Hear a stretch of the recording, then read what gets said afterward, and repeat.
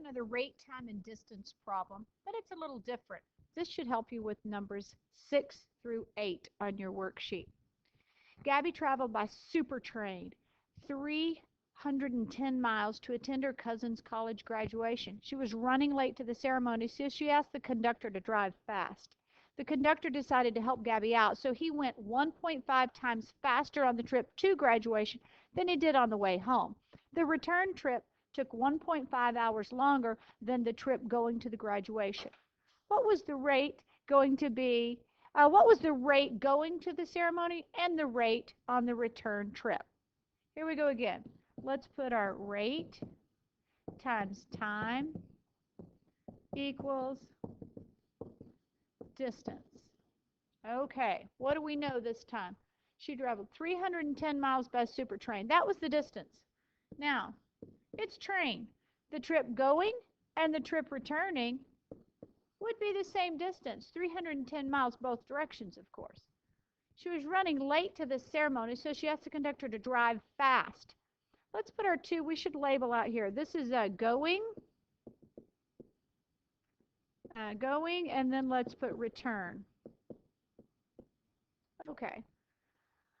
Let's see, the conductor decided to help Gabby out, so he went 1.5 times faster. That has to do with our rate, 1.5 times faster on the trip to the graduation.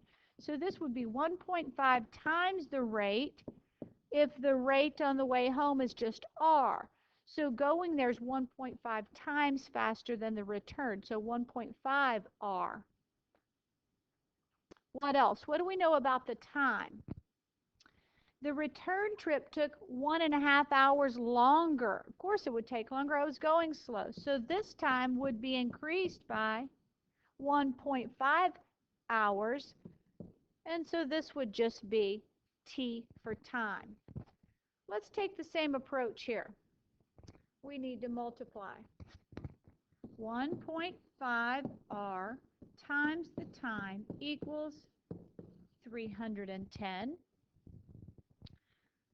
Here we have the rate times the time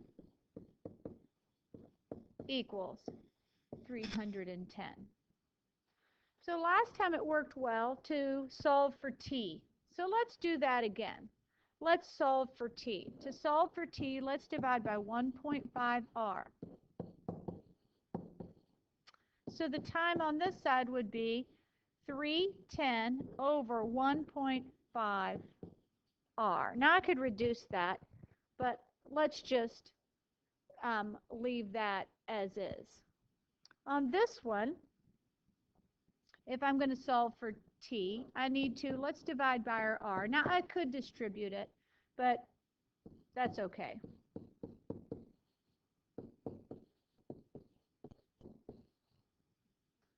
Does that work for you? Now let's solve for t. I'm going to have to subtract my 1.5.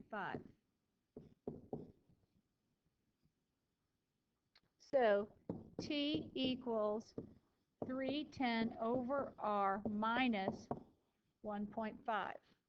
Now, just like we did earlier, we're going to substitute one value of t into the other equation. So we will have 310 over r minus 1.5 equals 310 over 1.5 r. Well, we learned how to solve these earlier this week, and we just decided to multiply everything by the common denominator if I'm going to solve for r. Well, the common denominator is 1.5 r. 1.5 r. So let's distribute to here, here, and here. Here my r will cancel with the r, and I need to multiply the 1.5 times 310. I'll do that in a minute. Minus, nothing cancels here, so I need 1.5 r times the 1.5 equals, here they both cancel, so it's just going to equal 310. Okay, get your calculator and let's multiply. What is 1.5 times the 310. We're going to get 465 minus 1.5 times itself is 2.25R, and that should give me 310. This is linear again, so let's subtract the 465 from both sides. So negative 2.25R equals, we need to do 310 minus the 465 to get negative 155. Divide by negative 2.25, and R should equal 68.8 repeating. So we'll round it, 68.89.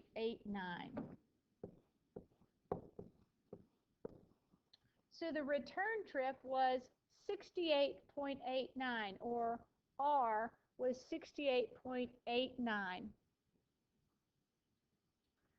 So return trip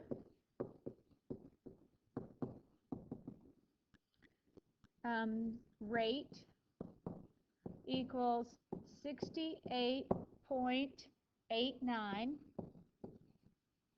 and the trip to get there was 1.5 times faster.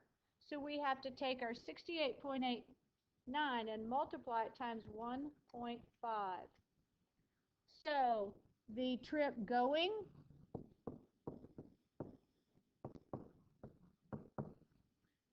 the rate going would be 103.3.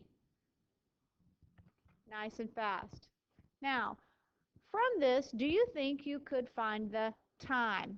Could you plug the rate in and find the time? Try that on your own.